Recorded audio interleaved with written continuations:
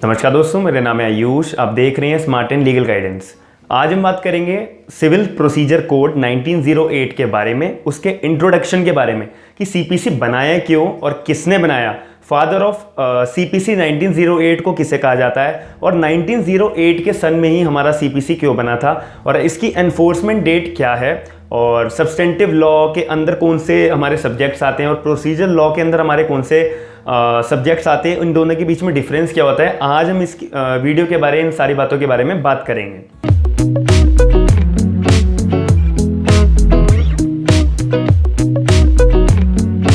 सबसे पहले substantive law और प्रोसीजर लॉ के डिफरेंस की अगर मैं बात करूं तो सब्सटेंटिव लॉ वो लॉ होता है जिसमें सारे के सारे rights and liabilities of the parties के बारे में बात करी जाती है कि जो पार्टीज के राइट्स होते हैं और जो पार्टीज की लाइबिलिटीज होती हैं उनके बारे में जो हमारे सब्जेक्ट बात करते हैं हम उन्हें सब्सटेंटिव लॉ बोलते हैं।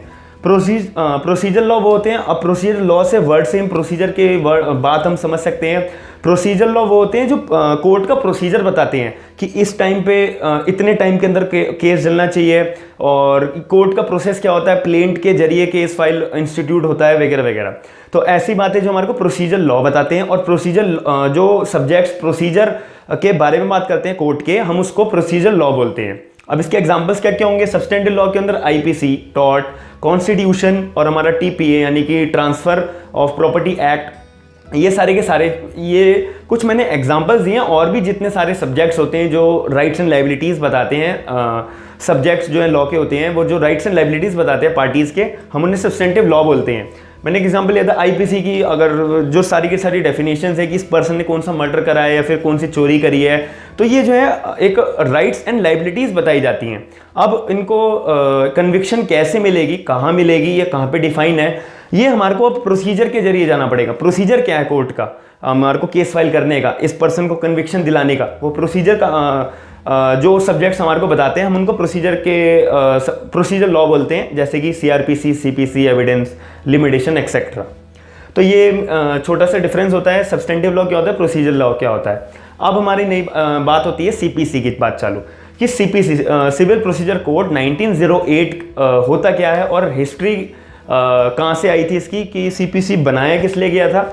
तो 1859 के अंदर सबसे पहली बार सीपीसी की बात हुई थी सर चार्ल्स वुड की तरफ से। सर चार्ल्स वुड को हम सीपीसी के फादर भी बोलते हैं और बहुत बारी क्वेश्चंस के अंदर जो कॉम्पिटिटिव एग्जाम्स होते हैं उनमें क्वेश्चन आ जाता है कि फादर ऑफ सीपीसी किसे कहा जाता है, तो इसका आंसर होता है सर चार्ल्स वुड का, कि इन्होंने ही यही इकलौते इंसान थे 1859 के अंदर जिन्होंने बात रखी थी सीपीसी को बनाने के लिए। और इन्होंने एफर्ट भी डाला था कि सीपीसी को मैं ड्राफ्ट करता हूं, लेकिन उन्होंने जब सीपीसी को ड्राफ्ट कर रहे थे कुछ सर्टेन प्रोविजंस की वजह से सीपीसी को ड्राफ्ट नहीं कर पाए थे और इसीलिए वो फेल हो गए थे सीपीसी को ड्राफ्ट करने के लिए, मतलब कि सीपीसी को बनाने के लिए।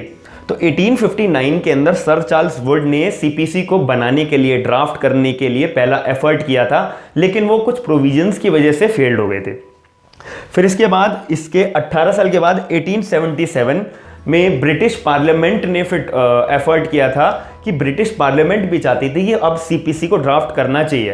तो इन्होंने एफर्ट किया ब्रिटिश पार्लियामेंट ने सीपीसी को ड्राफ्ट करने के लिए, तो लेकिन कुछ प्रोविजंस की वजह से सीपीसी को ब्रिटिश पार्लियामेंट भी ड्राफ्ट नहीं कर पाई थी 1877 के अंदर।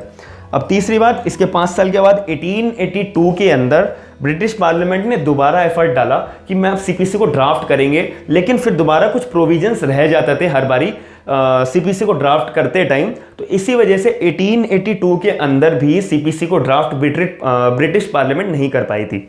ऐसे फिर 1908 में ब्रिटिश पार्लियामेंट ने अगेन सारे के सारे जो प्रोविजंस उन्होंने रह जाते थे या जो भी कोई कमियां रहती थी ड्राफ्ट करते दौरान जिससे वो फेल होते आ रहे थे, तो इन्होंने ब्रिटिश पार्लियामेंट ने सारी कमियों को दूर किया और ब्रिटिश पार्लियामेंट ने फिर एफर्ट किया सिविल प्रोसीजर कोड को ड्राफ्ट करने के लिए।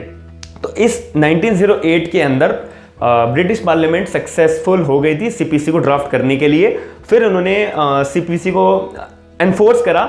एनफोर्समेंट की डेट क्या है हमारी, 1 जनवरी 1909। ये भी बहुत इंपॉर्टेंट बात है, हमारे क्वेश्चंस के अंदर डायरेक्टली पूछ लेते हैं कि सीपीसी को एनफोर्स कब किया गया था। तो 1 जनवरी 1909 के अंदर हमारे को सीपीसी को ड्राफ्ट एनफोर्स करा गया था। लेकिन जो अब एक और बात आती है कि सीपीसी के फादर किसे कहा जाता है, सर चार्ल्स वुड को। और सर चार्ल्स वुड ने एफर्ट कब किया था सीपीसी को ड्राफ्ट करने के लिए? 1859 के अंदर। यही छोटे छोटे जो हमारी बातें हैं ये हमारे को ध्यान में रखनी होंगी सीपीसी के बेस को समझते टाइम, क्योंकि अभी सीपीसी हमने बहुत बड़ा वास्ट कॉन्सेप्ट है, इसको अभी बेस को हमारे को अगर पहले तैयार करना पड़ेगा कि सीपीसी बना क्यों बना, तो फिर इसको एनफोर्स कब करा गया, एनफोर्स कौन सी तारीख को करा गया, कौन से सन के अंदर सीपीसी को जो है सक्सेसफुल हुआ था ड्राफ्ट करने के लिए, और इसके सीपीसी को फादर जो है कौन किसे कहा जाता है। और सीपीसी का जो हमारा कॉन्सेप्ट है वो प्रोसीजर लॉ के अंदर आता है, सब्सटेंटिव लॉ में आता है। तो यही सारी बातों के बारे में आज हमने पढ़ा है कि प्रोसीजर लॉ के अंदर हमारा सीपीसी आता है, सिविल प्रोसीजर कोड 1908। और जब 1908 सीपीसी के आगे लगाते हैं तो वो क्यों लगाते हैं? क्योंकि ब्रिटिश पार्लियामेंट ने फाइनली अपने सारे प्रोविजंस को मिलाकर ड्राफ्ट किया था सीपीसी को। जो भी वो गलतियां करते आ रहे थे हमारे 1877 के अंदर और 1882 के अंदर, जितने भी उन्होंने गलतियां करी थी, तो इन सबको क्लब करके 1908 के अंदर ब्रिटिश पार्लियामेंट ने सिविल प्रोसीजर कोड को एफर्ट किया था ड्राफ्ट करने के लिए, और वो सक्सेसफुल हुई थी और सीपीसी जो है बन के तैयार हो गया था हमारे 1908 के अंदर। इसको एनफोर्स करा गया था 1 जनवरी 1909 के अंदर ब्रिटिश पार्लियामेंट की तरफ से। मैं उम्मीद करता हूं कि आपको जो इंट्रोडक्शन था सीपीसी का वो समझ में आया होगा। अगली वीडियो में हम इसके सीपीसी के इंपॉर्टेंट अमेंडमेंट्स के बारे में बात करेंगे। थैंक यू, धन्यवाद।